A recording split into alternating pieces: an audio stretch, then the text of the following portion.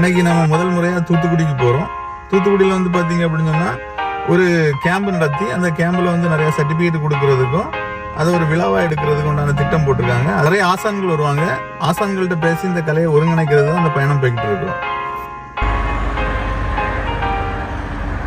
வயசுக்கு மேல உள்ளவங்க எடுத்துட்டு வந்தாங்கன்னா பிரச்சனை கிடையாது. உங்க வயசுல தேர்ந்தெடுக்கல, இது ஒரு பெரிய விஷயம். இது வர முடியாது. இருக்கட்டும், அடுத்தால இந்த இதையும் தாண்டி உலக லெவல்ல வேர்ல்டு லெவல்ல போறதுக்கு பெரிய ப்ராஜெக்ட் அவங்க வச்சிருக்காங்க.